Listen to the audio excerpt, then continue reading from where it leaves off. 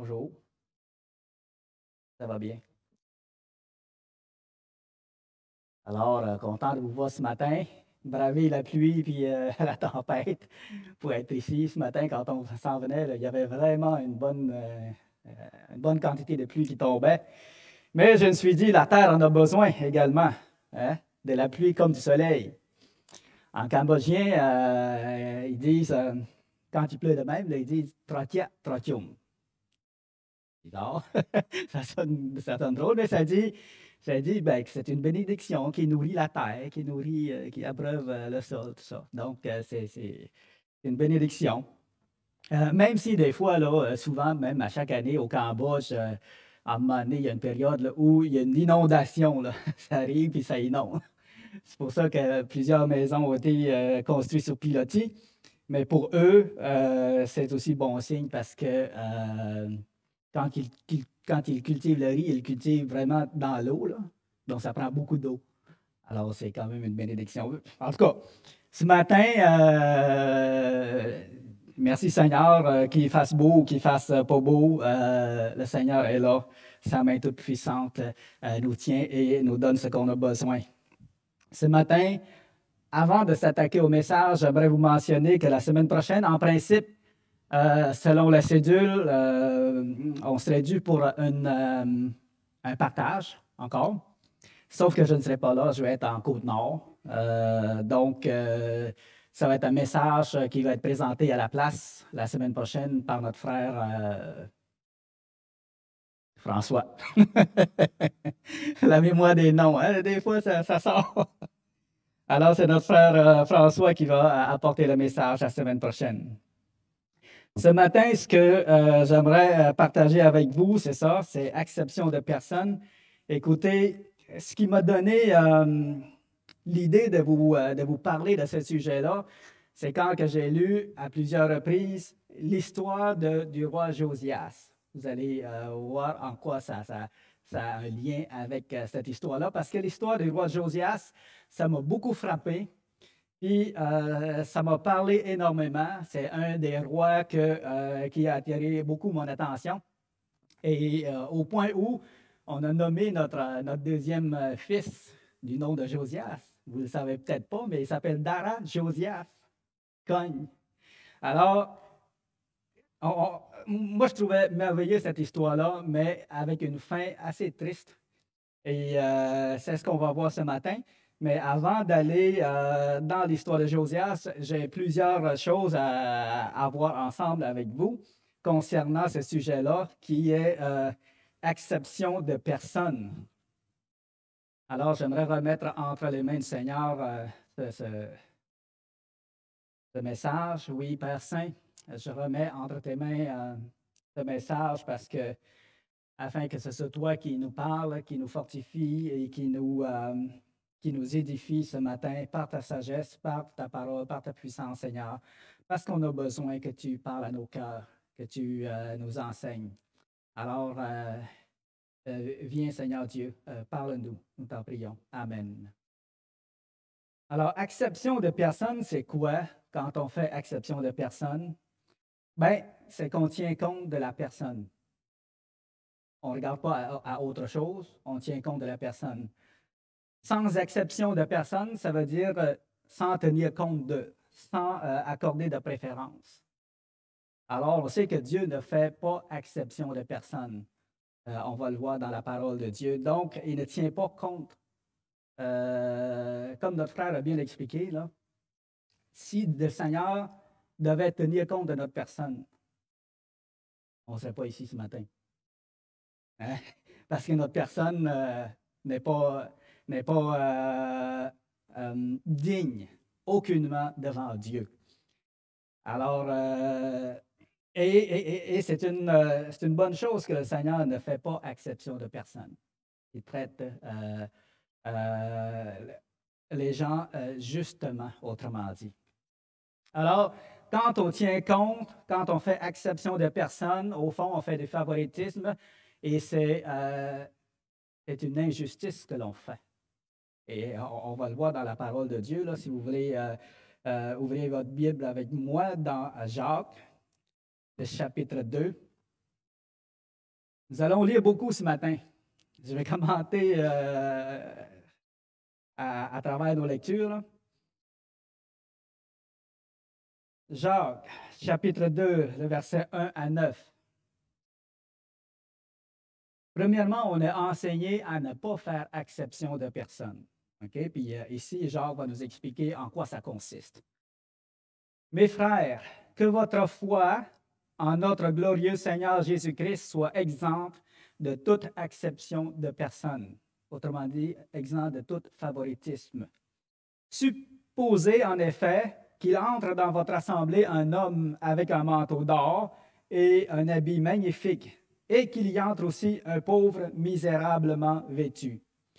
Si, tournant vos regards vers celui qui porte l'habit magnifique, vous lui dites, « Toi, assis-toi là, assis-toi ici, à cette place d'honneur. » Et si vous dites au pauvre, « Toi, tiens-toi là debout, ou bien assis-toi au-dessous de mon marchepied, ne vous faites pas en vous-même une distinction et ne jugez-vous pas selon l'inspiration de pensées mauvaises. » Alors ici, ce que Jacques nous dit, c'est que, écoutez, vous avez votre regard posé sur le type de personne, comment il était habillé, comment que, son statut social, et ainsi de suite, et puis vous lui donnez une préférence. Vous lui dites, gars, prends cette place d'honneur-là. Alors, on accorde une place d'honneur à quelqu'un selon son apparence, selon son statut, et ainsi de suite, et on oublie le reste. Tandis que le pauvre, lui, ben, on le met plus loin. Ce n'est pas important. Ce n'est pas une personne importante à nos yeux. Donc, on le traite différemment. Écoutez, mes frères bien-aimés, Dieu n'a-t-il pas choisi les pauvres aux yeux du monde pour qu'ils soient riches en la foi? Et si Jacques va expliquer que il ne faut pas faire ça, il ne faut pas faire une différence entre le riche et le pauvre, parce que devant Dieu, le pauvre a autant de valeur que le riche comme tel. Écoutez, mes frères bien-aimés, Dieu n'a-t-il pas choisi les pauvres aux yeux du monde pour qu'ils soient riches en la foi et héritiers du royaume qu'il a promis à ceux qui l'aiment? Et vous, vous avalissez le pauvre. Ne sont-ce pas les riches qui vous oppriment ou qui vous traînent devant les tribunaux? Ne sont-ce pas eux qui outragent le beau nom que vous portez? Si vous accomplissez la loi royale selon l'Écriture, tu aimeras ton prochain comme toi-même. Vous faites bien. Mais si vous faites exception de personne, vous commettez un péché. Vous êtes condamnés par la loi comme des transgresseurs. Alors ici, c'est vraiment, il dit vraiment que ça, c'est un péché. De faire une distinction et de traiter le monde selon les apparences, selon leur statut, et ainsi de suite. On agit injustement. On agit injustement. Car quiconque observe toute la loi, non, on n'ira pas jusqu'à là. Donc, on le voit ici que si on fait une distinction, si on ne regarde pas autre chose, ça ne veut pas dire. Ça ne veut pas dire qu'on doit accepter tout le monde, dans le sens que peu importe qui vit dans le péché et tout ça, on les accepte. Non, ce n'est pas la même chose. Alors, l'Assemblée a le devoir quand même de préserver un milieu qui est sain, un milieu qui est juste. Et il est normal que, mettons pour une circonstance X, que l'Assemblée va refuser une personne qui vit dans le péché. Mais à ce moment-là, on ne juge pas selon la personne. On ne juge pas la personne selon sa valeur comme telle, mais selon ce qu'elle vit dans le péché ou non. Je ne sais pas si vous comprenez bien, là. C'est ça. Donc, on est appelé à juger selon la justice, selon ce que la personne vit ou fait, et ainsi de suite, mais pas en tant que statut social riche ou quelque chose comme ça. La parole de Dieu nous enseigne à ne pas faire ça, à ne pas faire exception de personne, mais elle dit aussi que Dieu ne le fait pas non plus. Dieu ne fait pas exception de personne non plus. Et dans la parole de Dieu, avant d'aller dans l'histoire de Josias, on a plusieurs versets qui nous expliquent plusieurs circonstances dans lesquelles Dieu ne fera pas exception de personne. Et c'est bon d'aller voir ça ensemble. Allez dans Actes 10, le verset 34-35 avec moi.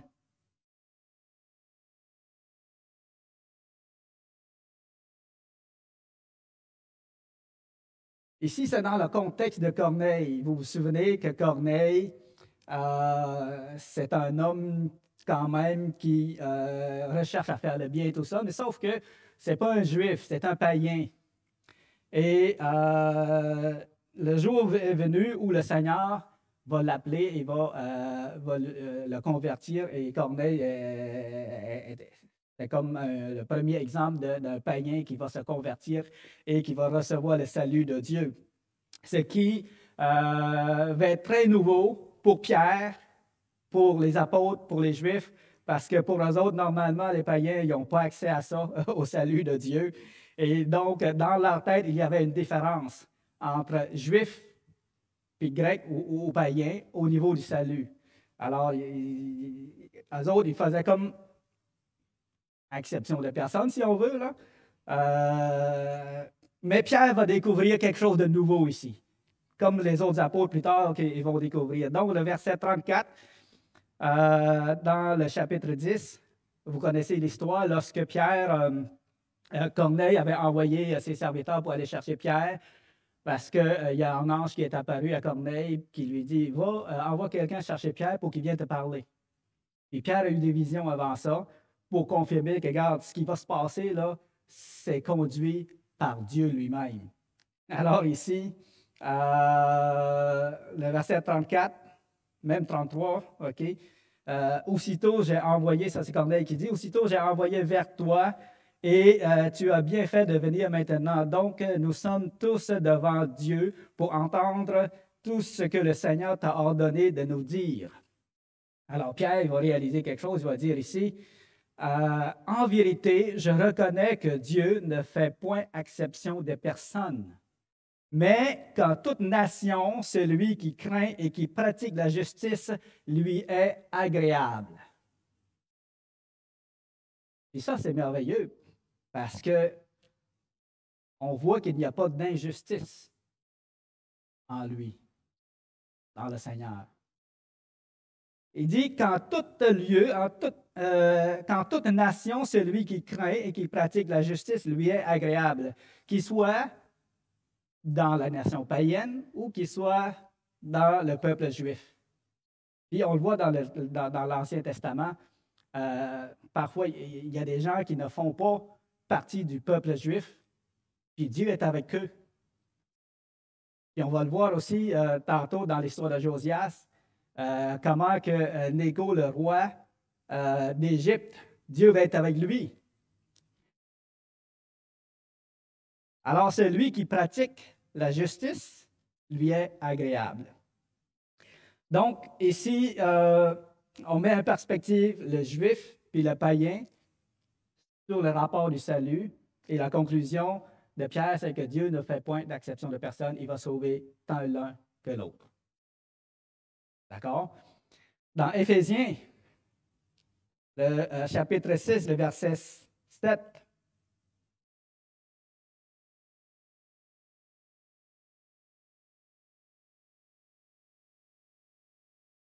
alors, Éphésiens 6, le verset 7 à 9. Ici, on va mettre en perspective le maître et l'esclave. Et la parole va nous dire que Dieu va les traiter également.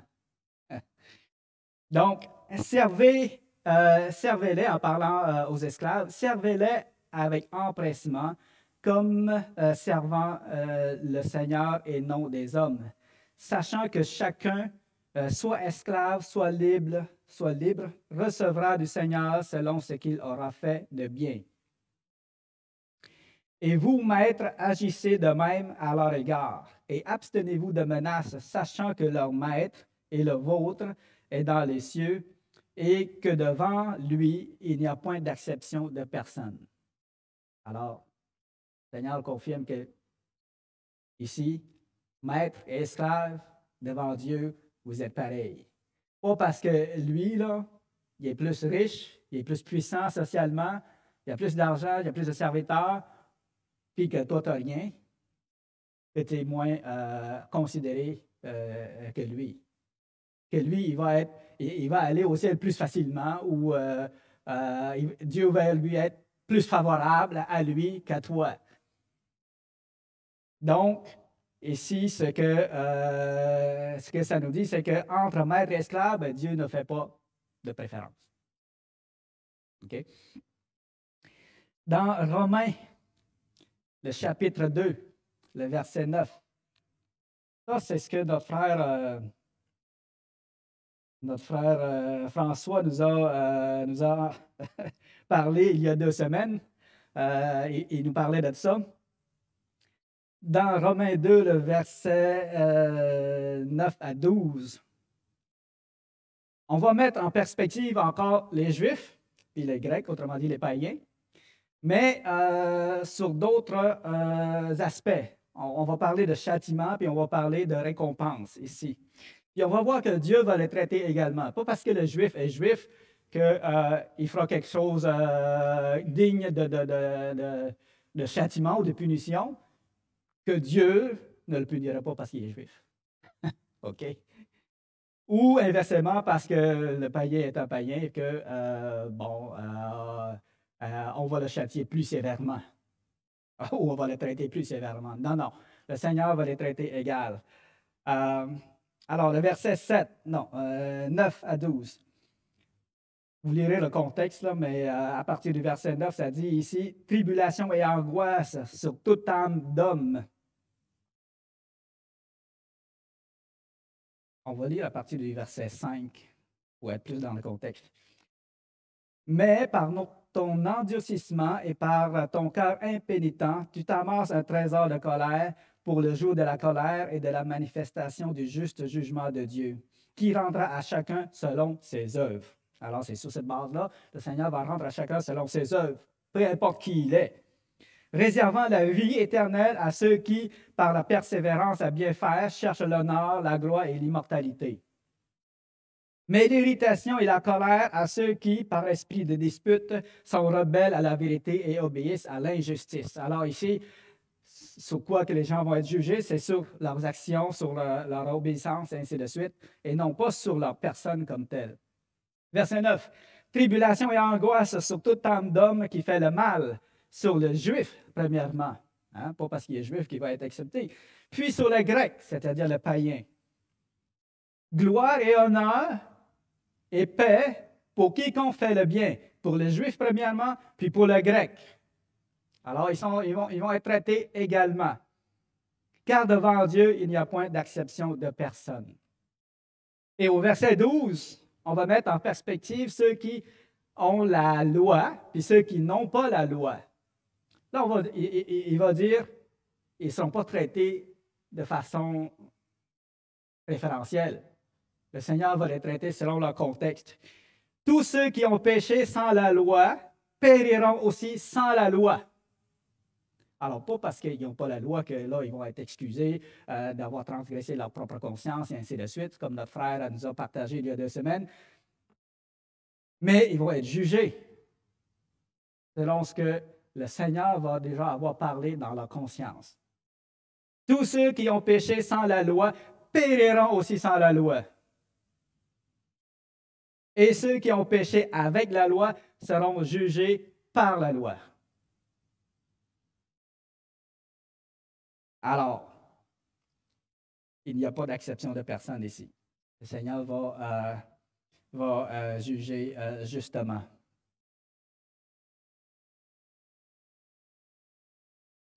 Galates, le chapitre 2, le verset 5 à 6.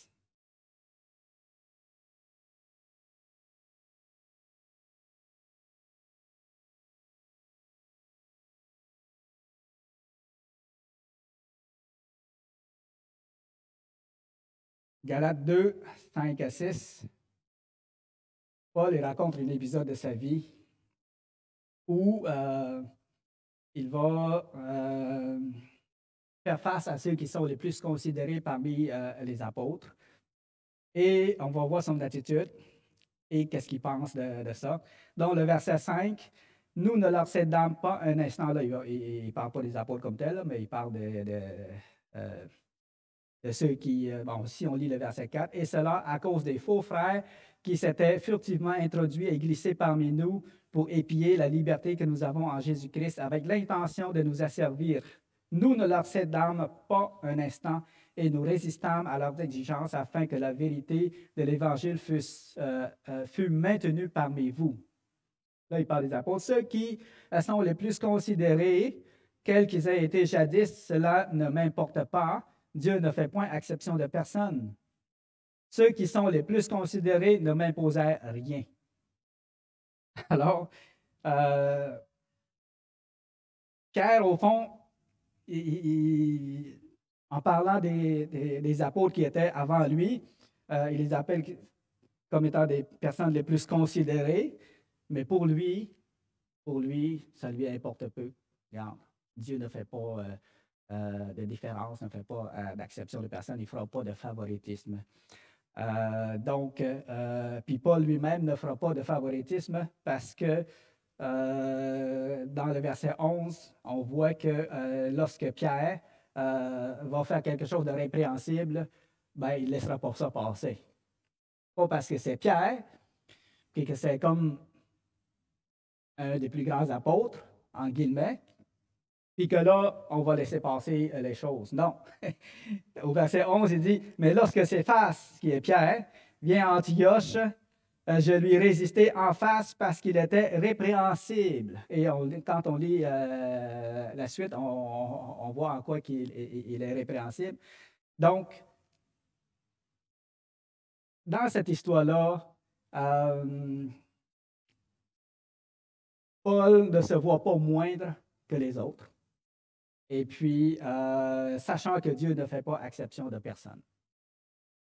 Il est capable de reprendre Pierre lorsque celui-ci a fait quelque chose de répréhensible. Et dans Colossiens,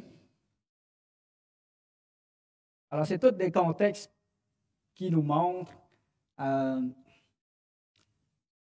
que Dieu ne fait pas de favoritisme. Okay?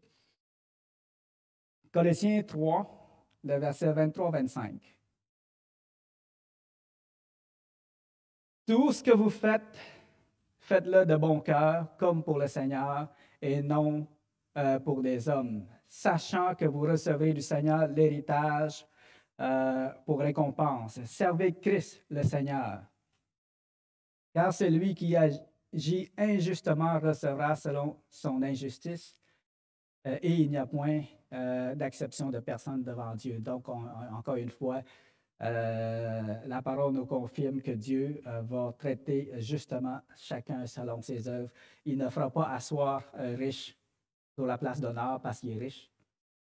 Il ne fera pas asseoir le pauvre loin sous son marchepied parce qu'il est pauvre. Alors, c'est quand même réconfortant de savoir que Dieu fonctionne de cette manière-là. Et là, on a vu les circonstances dans lesquelles Dieu ne fait pas exception de personne dans le Nouveau Testament. Et il y a bien d'autres circonstances également dans la vie où on peut appliquer en masse. Mais dans la parole de Dieu, il y a d'autres exemples. Il y a des exemples où Dieu, vraiment, on voit qu'il n'a pas fait exception de personne. Souvenez de Moïse. Okay, Moïse, quand au rocher d'Horeb, quand il n'a pas glorifié le nom du Seigneur, ça a été quoi sa sentence, sa punition? C'est ça, il n'a pas pu entrer au pays de Canaan. Pas parce que Dieu n'a pas dit, « Ah, c'est Moïse, mon préféré. » On va oublier ça, là. Non. C'est son préféré. Ben, c'est son préféré dans le sens que il est agréable. Moïse, il aime Moïse, mais il n'a pas fait de traitement de faveur parce que c'est Moïse. C'est ça, là. C'est ça la différence. Après ça, Un autre exemple, David. David, un homme selon le cœur de Dieu. Mais il a fait des choses qui méritent des punitions. Puis Dieu n'a pas dit, ah, c'est David, mon serviteur, je l'aime. Puis on va laisser passer. Non, il n'a pas laissé passer. Vous connaissez l'histoire de David. Alors, il a reçu la punition qu'il méritait, même s'il était un grand serviteur de Dieu. Un grand serviteur de Dieu. Un homme selon le cœur de Dieu. On n'ira pas voir cette histoire-là non plus parce que vous le connaissez bien. Vous savez comment ça a commencé, comment ça se termine, puis c'est quoi la sentence de Dieu, tout ça.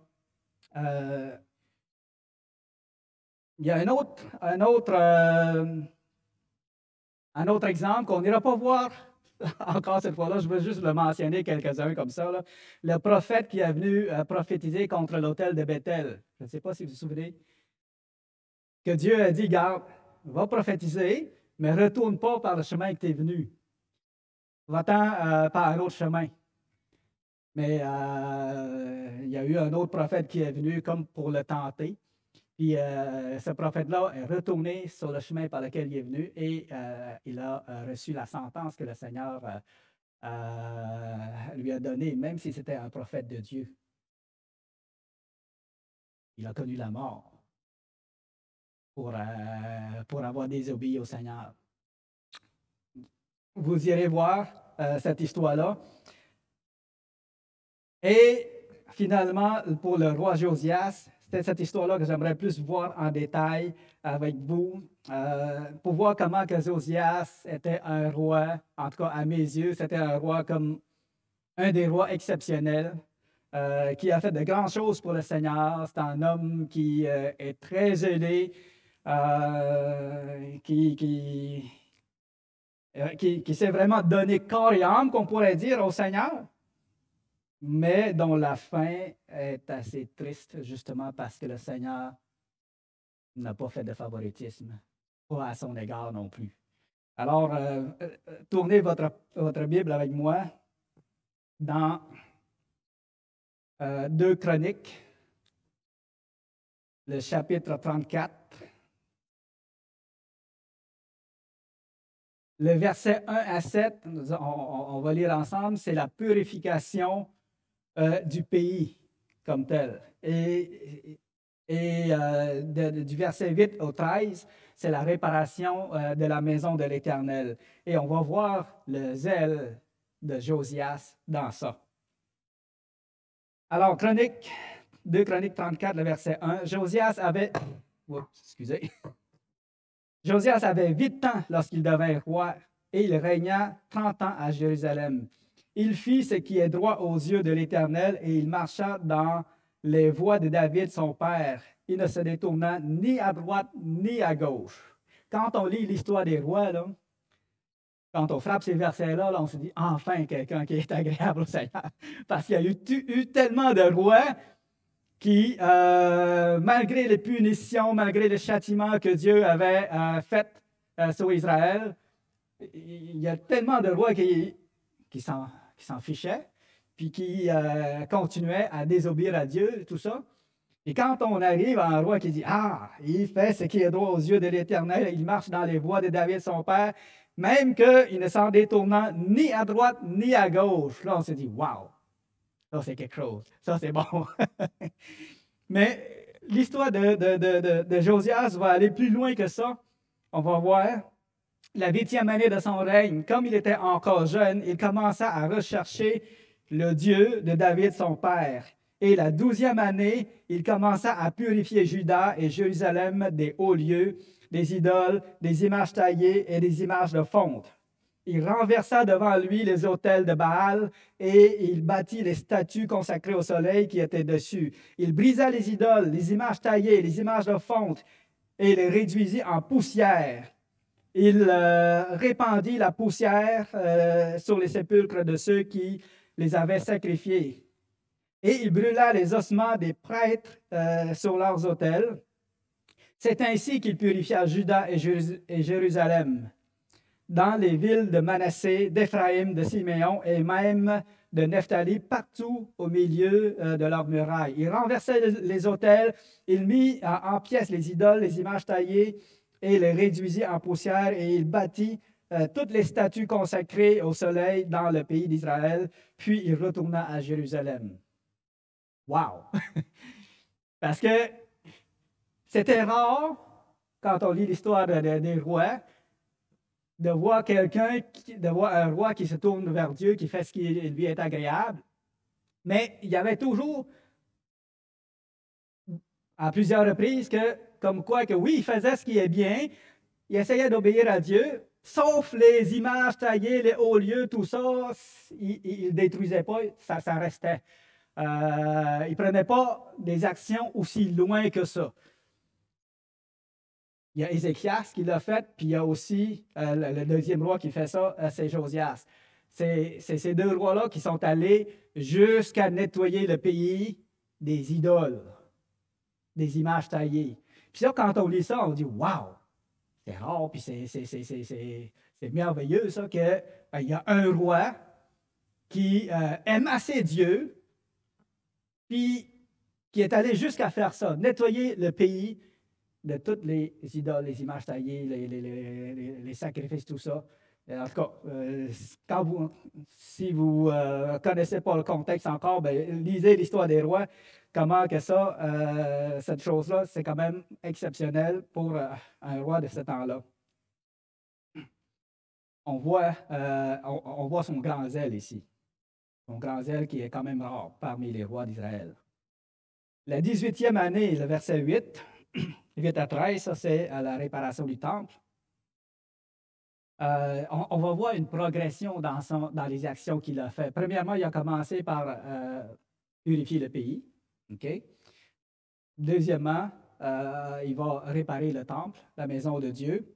Ensuite, il va découvrir le livre de la loi et il va engager Israël à obéir à la loi. Donc, on s'en va plus loin un peu. Après ça, il va y avoir une célébration de la Pâque qu'on va lire tantôt. Une grande Pâque, comme il n'y en a jamais eu. Alors, revenons au verset 8. La 10e année de son règne, après qu'il eut purifié le pays et la maison, il envoya Shaphan, fils d'Atsalia, Maazéja, chef de la ville, et Joas, fils de Joachas, l'archiviste, pour réparer la maison de l'Éternel, son Dieu.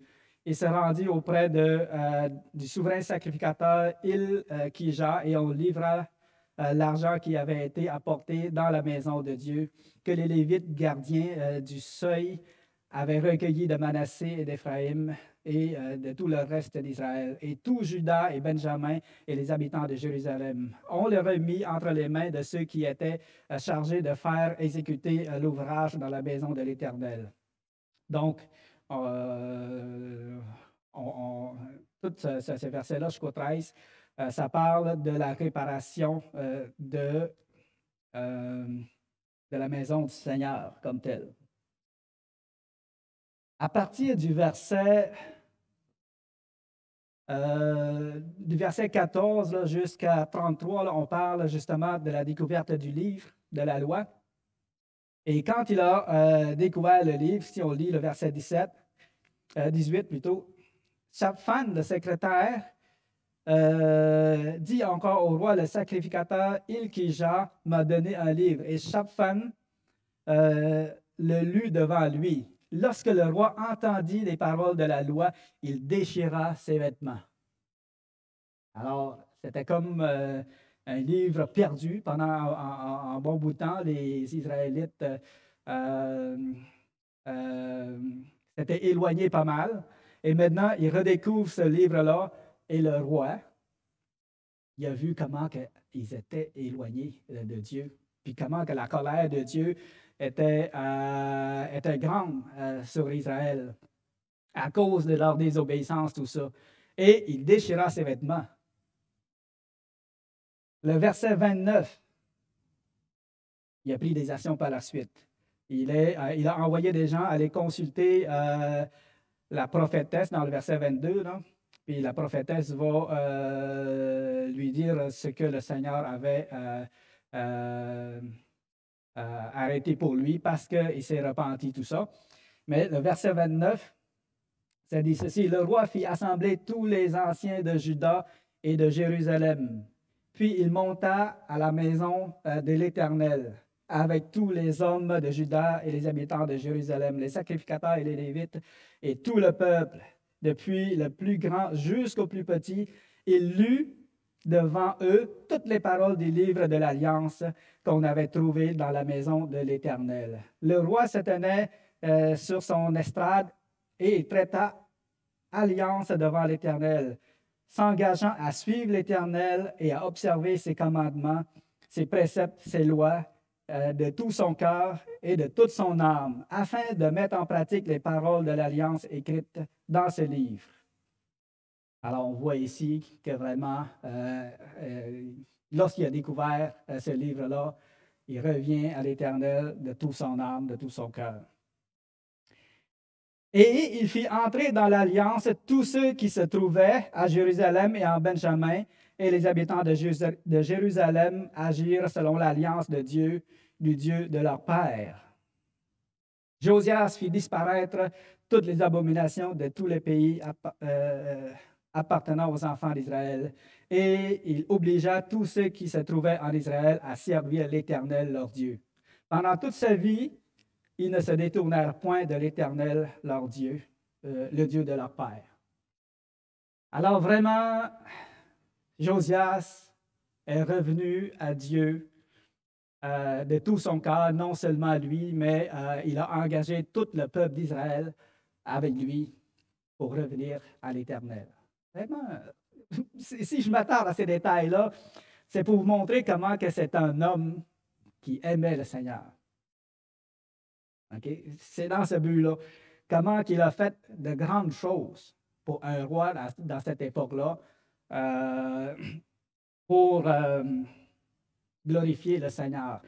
Et le chapitre 35, le verset 1 à 3, puis les versets subséquents, là, il va se mettre à célébrer la fête de Pâques. Et ça va être une grande Pâques. Josias célébra la Pâque, le verset 1. Josias célébra la Pâque en l'honneur de l'Éternel à Jérusalem, et on immola la Pâque le 14e jour du premier mois. Il établit les sacrificateurs dans leurs fonctions et les encouragea au service de la maison de l'Éternel. Il dit aux Lévites qui enseignaient tout Israël et qui étaient consacrés à l'Éternel: placez l'arche sainte dans la maison qu'a bâtie Salomon, fils de David, roi d'Israël. Vous n'avez plus à la porter sur l'épaule. Servez l'Éternel, servez maintenant l'Éternel, votre Dieu, et son peuple d'Israël. Et le verset, ici, le verset 6, immolez la Pâque, sanctifiez-vous, préparez-la pour vos frères, en vous conformant à la parole de l'Éternel prononcée par Moïse. Josias donna aux gens du peuple, à tous ceux qui se trouvaient là, des agneaux et des chevreaux au nombre de 30 000. 30 000 agneaux et chevreaux. Le tout pour la Pâque et 3 000 bœufs. Cela fut pris sur les biens du roi. Les chefs firent de bon gré un présent au peuple, aux sacrificateurs et aux Lévites. Ilkija, Zacharie et Jétiel, princes de la maison de Dieu, donnèrent aux sacrificateurs pour la Pâque 2600 agneaux et 300 bœufs. Conania, Shemaja et Nethanel, ses frères Ashabia, Jéel et Josabat, chefs des Lévites, donnèrent aux Lévites pour la Pâque 5000 agneaux et 500 bœufs. Écoutez, pourquoi je vous lis ça? Pourquoi je vous lis ça? Ben, c'est parce que ça en fait des animaux. Ça en fait pas mal des animaux. Et on voit ici le zèle, encore une fois, puis l'amour que Josias avait pour son Dieu, il était prêt à donner, à tout donner. Et en se faisant, c'est sûr que les autres, ils ont pris exemple sur lui, les chefs, tout ça, ils ont donné également, et c'était une grande Pâque. Dans le verset 17, les enfants d'Israël qui se trouvaient là célébraient la Pâque en ce temps et la fête des pains sans levain pendant 7 jours. Aucune Pâque pareille à celle-là n'avait été célébrée en Israël depuis le jour de Samuel, le prophète, et aucun des rois d'Israël n'avait célébré une Pâque pareille à celle que célèbre Josias, les sacrificateurs et les Lévites, tout Juda et Israël qui s'y trouvaient, et les habitants de Jérusalem. Là, vraiment, on voit leur zèle, tout ça. Puis après avoir lu tout ça, là, moi, j'ai dit, wow, Josias, c'est vraiment un homme de Dieu, c'est vraiment quelqu'un qui marche selon les voies de Dieu, qui était prêt à tout pour glorifier Dieu, pour revenir à lui, et ainsi de suite. Il était prêt à tout. Aussitôt qu'il a découvert le livre de la loi, il mettait en application. Il engageait tout Israël. Après avoir nettoyé le pays, après avoir réparé le temple, et ainsi de suite. Puis je me suis dit, merveilleux, je vais dire, c'est un homme de bien. Mais j'ai été déçu de lire la fin de son histoire. On va le lire ensemble. Après tout cela, après le verset 20, le chapitre 35, le verset 20, après tout cela, après que Josias eut réparé la maison de l'Éternel, Nécho, roi d'Égypte, monta pour combattre à Carchemish sur l'Euphrate. Josias marcha à sa rencontre. Et Nécho lui envoya des messagers pour dire, « Qu'y a-t-il entre moi et toi, roi de Juda? Ce n'est pas contre toi que je viens aujourd'hui. C'est contre une maison avec laquelle je suis en guerre. Et Dieu me dit de me hâter. Ne t'oppose pas à Dieu, qui est avec moi, de peur qu'il ne te détruise. » Ah, c'est bizarre parce que Nécho, c'est le roi d'Égypte. Normalement, depuis quand est-ce que Dieu prend la partie du roi d'Égypte ou la partie d'une nation païenne quelconque? OK? On le voit de temps en temps, on le voit, là, mais peut-être que dans la pensée de Josias, je ne sais pas qu'est-ce qu'il a pensé, mais il a désobéi à cet ordre-là. Ne t'oppose pas à Dieu qui est avec moi, de peur qu'il ne te détruise. Le verset 22. Mais Josias ne se détourna point de lui, et il se déguisa pour l'attaquer sans écouter la parole de Nécho, qui venait de la bouche de Dieu. Il s'avança pour combattre dans la vallée de Megiddo. Les archers tirèrent sur le roi Josias, et le roi dit à ses serviteurs, « Emportez-moi, car je suis gravement blessé. » Ses serviteurs l'emportèrent du char, le mirent dans un second char qui était à lui, et l'amenèrent à Jérusalem. Il mourut et fut enterré dans le sépulcre de ses pères. Tout Juda et Jérusalem pleurèrent Josias. Même Jérémie fit une complainte sur Josias. Tous les chanteurs et toutes les chanteuses ont parlé de Josias dans leur complainte jusqu'à ce jour. Et ils ont établi la coutume en Israël. Ces chants sont écrits dans les complaintes. Quelle fin!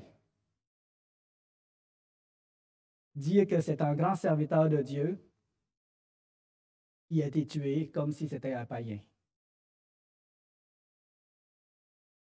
Grand serviteur de Dieu, tué tout simplement dans le champ de bataille comme n'importe quel païen. Pourquoi? Parce qu'il n'a pas cru à la parole que Nécho lui avait dit, et cette parole-là venait de l'Éternel.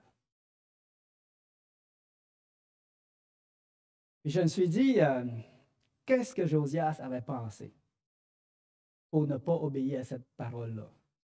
Peut-être s'était-il dit, ah, je suis un grand homme de Dieu, voyez ce que j'ai fait. J'ai purifié le pays. J'ai réparé le temple de l'Éternel. J'ai amené tout Israël à l'obéissance de la parole. On a célébré une Pâque pareille comme jamais on a fait. Voyez ce que j'ai fait pour le Seigneur. Voici mon statut devant Dieu, là. Mon statut devant Dieu, il est comme ça. Peut-être qu'il s'est comparé à Néco. Toi, roi d'Égypte? Et puis quand que Dieu est avec les Égyptiens, crois pas. Peut-être qu'il ne croyait pas que Dieu pouvait être avec le roi de l'Égypte. Il a fait fi de cet avertissement-là. Puis il a eu ce qu'il méritait. Malgré que c'était un grand serviteur de Dieu, malgré que c'était un roi, en tout cas, moi jusqu'à maintenant, je le voyais parfait parce que avec tout ce qu'il a fait, wow! Mais il a désobéi à la fin, puis il a eu la rétribution. On voit ici, peut-être qu'il s'est comparé à Néco. Là.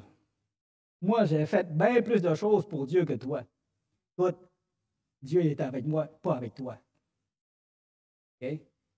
Dieu est sûrement avec moi et pas avec toi. Puis il a attaqué. Le résultat est que, voici, il est mort comme un païen.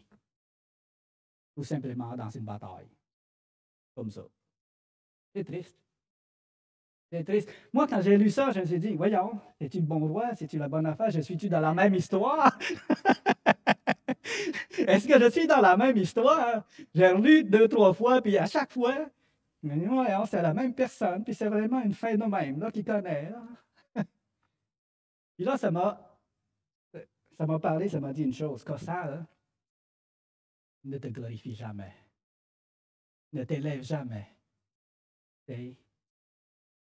Que tu sers le Seigneur, que le Seigneur bénisse tes œuvres, que le Seigneur bénisse ton travail, c'est beau, mais ne t'en glorifie pas, ne t'élève pas, puis ne dis surtout pas que Dieu va faire des passes droits parce que tu as servi beaucoup le Seigneur, tout ça, donc il va être capable de faire quelques passes droits si jamais tu désobéis. Non, non. Dieu ne fait point exception de personne. Justement, c'est plus le contraire.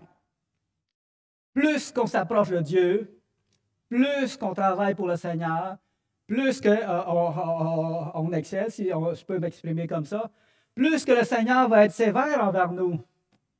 OK? Parce que Dieu va s'attendre à ce qu'on soit modèle, à ce qu'on soit plus résistant un peu. OK? Dieu va s'attendre à ce qu'on se confie plus en lui. Et ainsi de suite. En tout cas, vous comprenez ce que je veux dire? Comme la parole de Dieu nous dit, il n'y a pas beaucoup de monde qui enseigne, car vous savez que nous devons être jugés plus sévèrement. Pourquoi plus sévèrement? Parce que tu connais ce que la parole de Dieu dit. Tu sais comment tu dois te comporter, puis même que tu enseignes aux autres. Alors, tu seras jugé plus sévèrement. C'est normal. Puis Dieu ne fera pas exception de personne parce que, wow, tu es un grand serviteur de Dieu, on va faire quelques passes droits, on va fermer les yeux sur quelques affaires. On s'entend que Dieu pardonne. On s'entend que Dieu pardonne. On s'entend qu'en tant que serviteur de Dieu, on peut flancher, on peut tomber, on peut faire des erreurs, tout ça, puis Dieu pardonne aussi. Mais dans une désobéissance comme ça, c'est une désobéissance volontaire que Josias a faite. Puis, dans des situations comme ça, si on continue à se rebeller en tant que serviteur de Dieu, pas parce que tu as fait des montagnes de services pour Dieu, que là, tu as le droit de te rebeller là. Non, tu n'as pas le droit. Parce que Dieu va te traiter comme tu le mérites, même si tu es un grand serviteur de Dieu. C'est ça que je voulais vous partager. Dans un premier temps, entre nous, nous ne devons pas faire exception de personne. La parole de Dieu nous le dit, parce que c'est un péché.